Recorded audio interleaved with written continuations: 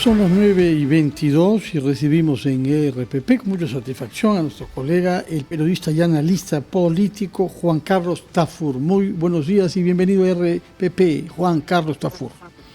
Fernando, ¿cómo estás? Buenos días Mónica, buenos días Carlos. Bueno, hemos leído algunos de sus artículos publicados después de los resultados de la primera vuelta.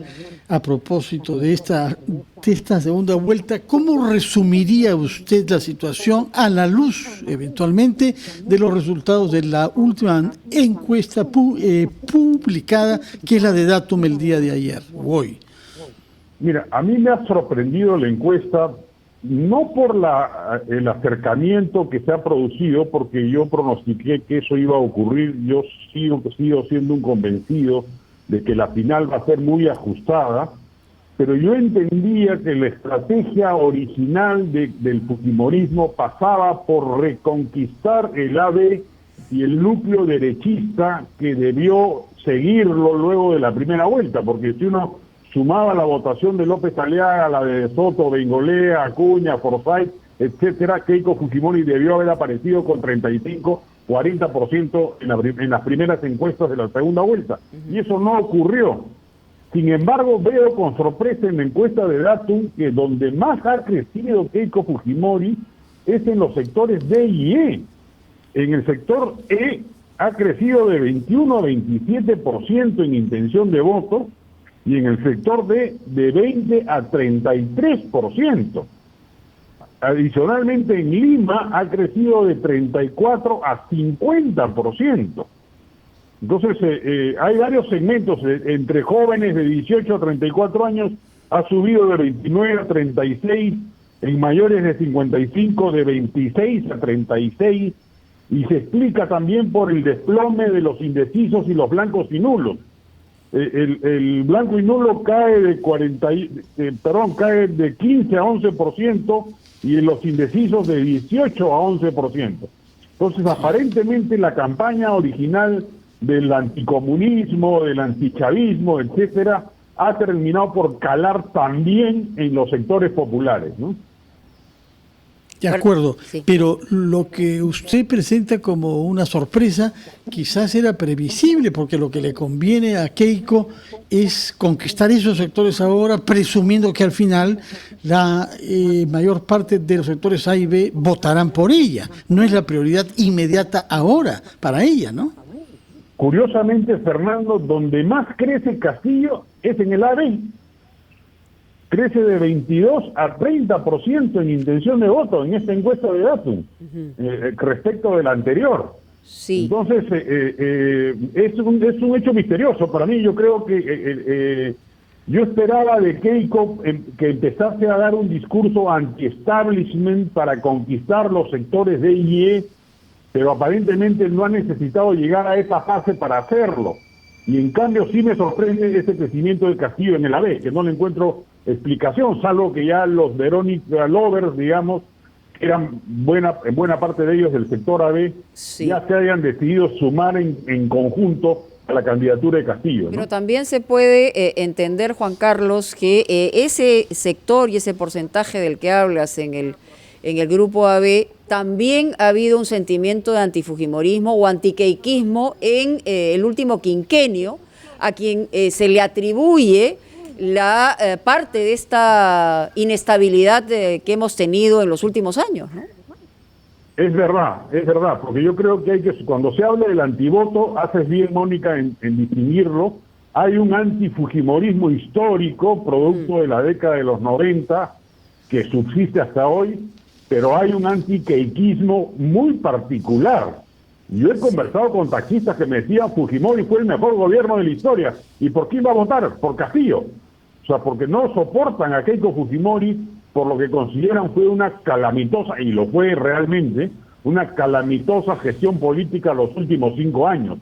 Pasó indemne la primera vuelta porque sus estrategas le aconsejaron un modo de campaña que le permitiese que la gente olvide esos 5 años, pero obviamente en esta segunda vuelta se lo van a recordar y la gente lo va a tener a flor de piel. Castillo, la ventaja para Keiko es que Castillo está estacionado. No se ve en él una estrategia de marketing, una estrategia política una estrategia electoral.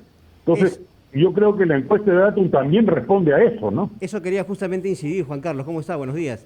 Porque Carlos, ¿qué tal? es cierto, estamos analizando desde el punto de vista de Keiko Fujimori, pero desde el lado de Pedro Castillo, ¿usted cree que han habido algunas actitudes o gestos que puedan estar jugando en su contra? Esto, por ejemplo, de ser evasivo con la prensa cuando se le pregunta sobre sus planes de gobierno, las propuestas que tienen en el tema de salud y otros aspectos más. ¿Qué es lo que está influyendo, cree usted, negativamente en la candidatura de Castillo en cuanto a actitudes, gestos y decisiones? Sí, yo creo que de hecho la anticampaña surte efecto, la campaña del comunismo y del chavismo, su no respuesta a las serias denuncias periodísticas que han aparecido respecto de las vinculaciones de muchos de sus compañeros de ruta respecto del Movadef, que es el brazo político de Sendero Luminoso, y que él se niega a responder. Él claramente ha optado como estrategia atender solo a reporteros que tienen la desventaja de no poder confrontar y sitiar al entrevistado, Sí. y cuando ha habido ocasión de que eso ocurra, corta las entrevistas. Y en este último incidente O del nos deja debate, plantados, ¿ah? Me ha pasado también, hablo en primera persona, después de compromiso hecho. ¿Te dejó plantada? Sí, Imagínate. No, yo creo que todo eso le juega en contra. se va la Yo línea. creo que él no tiene una estrategia, pero porque está atado de manos también. O sea, él no puede salirse de su discurso radical porque pierde el bolsón más importante de votantes anti-establishment que sustentan su inmenso respaldo electoral. Apenas yo sigo las redes sociales de los sectores radicales de Perú Libre, porque me interesa en términos antropológicos y de campaña entender por dónde va el discurso y la narrativa, y cuando se reunió con De Soto o cuando yo la entrevista en otra emisora moderando su discurso, Sí. recibió furibundos ataques de estas bases radicales de Perú Libre, que lo acusaban de ollantizarse, de ser un traidor y de que si seguía en ese camino lo abandonaban. Hemos visto también ya declaraciones de Cerrón criticando sus reuniones con De Soto. Entonces él está un poco atado de manos, no se puede mover de donde está. O sea, está yo entre no la lo espada, veo. claro, entre la espada de mantener una democracia y la pared, o al revés, de el partido que lo soporta, que lo respalda, que tiene además un ideario claro, que es lo que ha sido planteado como plan de gobierno ante el Jurado Nacional de Elecciones. Juan Carlos, te pido por favor un minutito, vamos a ir a una pausa, tenemos que regresar en un minuto y por supuesto hay varias preguntas más para compartir en Ampliación de Noticias. Correcto. Sí, a las 9:36 en Ampliación de Noticias seguimos con Juan Carlos Tafur, periodista, analista político, director del portal Sudaca. Y yo, quizá la reflexión a donde iría, Juan Carlos, es que finalmente en los 40 días que faltan para el 6 de junio, que puede parecer poco, pero es demasiado en una segunda vuelta, en el caso de Keiko Fujimori va a tener que lidiar con el antiqueiquismo y eventualmente con el antifujimorismo, por un lado. En el caso de Castillo, lidiar con que no se note que el dueño del partido es el señor Cerrón y el grupo de gente que rodea a Castillo, pero él no va a poder estar solo como vocero de aquí en los próximos 40 días. Van a haber estas contradicciones y por eso hablábamos de la espada y la pared. En el caso del crecimiento de Keiko Fujimori en el sector E, tiene que ver con la nostalgia probablemente del padre, porque estas disquisiciones de lo que puede haber pasado en los últimos 5 años al E no le ha cambiado demasiado porque finalmente ha seguido siendo olvidado. Entonces, ¿por dónde están los votos hacia donde va a crecer? Me imagino el caso de Castillo, que está aparentemente creciendo menos de acuerdo a la encuesta, y donde podría crecer o destrabar Keiko para continuar esta contienda. Yo creo que básicamente los sectores de D y E van a ser los grandes electores, y allí lo que cala es el discurso anti-establishment. Ya Alan García lo hizo con maestría cuando enfrentó a Ollantumala, y él no solamente fue una campaña antichavista, sino que enarboló el eslogan por el cambio responsable. Ya en ese entonces había necesidad de cambio para las grandes mayorías del país, Y allí viene el desafío de marketing de Keiko Fujimori. Algún genio del marketing va a tener que conseguirse para defender el modelo y a la vez lanzar mensajes anti-establishment. Sí. No me sorprendería ver a Keiko Fujimori en los últimos tramos de la campaña lanzando inclusive algunos mensajes populistas o mensajes antimonopolio de la banca, de las farmacias, rememorando los programas sociales de los 90 que hasta hoy tienen recordación en los sectores populares rurales, Pronamás, Foncodes, Caminos Rurales. Algo dijo el etcétera. domingo pasado, ¿no? Pero tímidamente. Sí, yo creo que va a poner un mayor énfasis en eso, entiendo, porque creo que por ahí va la posible conquista o reconquista, para ser más exacto, de los sectores populares que históricamente siempre acompañaron al fujimorismo. Pero tiene, como tú lo has señalado, una tremenda barrera que es el antiqueiquismo. Va a necesitar gestos más audaces que la designación de Luis Carranza como vocero económico. A mí me parece una extraordinaria convocatoria, dicho sea de paso. Yo creo que salió en mal pie de la CAF por una conspiración geopolítica, pero es un ministro que garantiza o garantizó o fue el protagonista o artífice del boom económico del segundo gobierno de Alan García. Y yo creo que eso es lo que necesitamos, un shock de inversiones capitalistas a la vena en estos 5 años venideros. Pero a la vez, y yo esperaría ver a quién va a nombrar de premier. Ya anunció que no va a ser un fujimorista, pero me gustaría conocer un nombre, o 2 nombres, o 3 nombres. ¿Quién va a ser ministro de Educación, por ejemplo? La mayor de las arbitrariedades e intolerancias y absurdas agresiones de parte del fujimorismo respecto de PPK y Vizcarra fueron en el sector de educación. Saavedra. Las decretas becerriles, etcétera, eran rabiosas antiministras de educación de Jaime Saavedra, Marilú Martens, etcétera. Entonces, me encantaría, para bajar, creo, el tono antiqueiquista, escuchar un nombre de alguien que prometa continuar, por ejemplo, la reforma magisterial, cosa que, dicho sea de paso, el candidato Castillo ha prometido desactivar, no solamente la reforma magisterial, sino inclusive a la SUNEDU.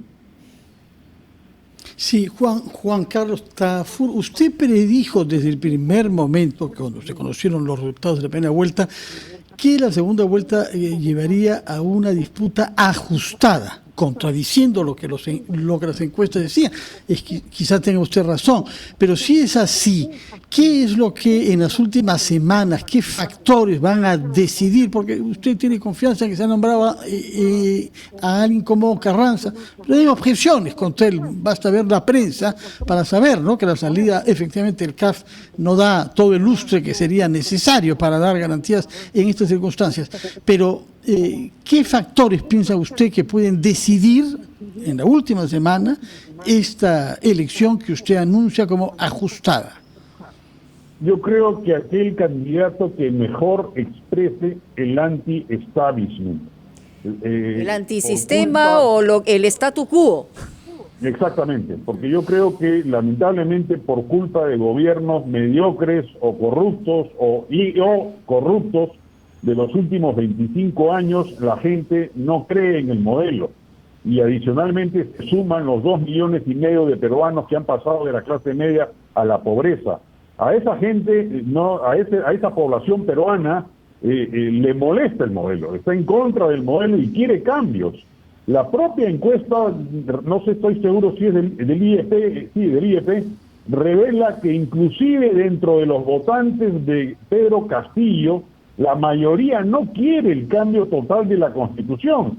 Quiere un cambio o ajustes a la Constitución, pero no un cambio total. Entonces, claramente yo creo que ahí hay la claridad de que no son nichos impermeables los que acompañan a Castillo ni a Keiko Fujimori. Y creo que quien mejor enarbole un discurso que prometa esperanza, cambio, mejora, reformas del modelo, lo va a lograr.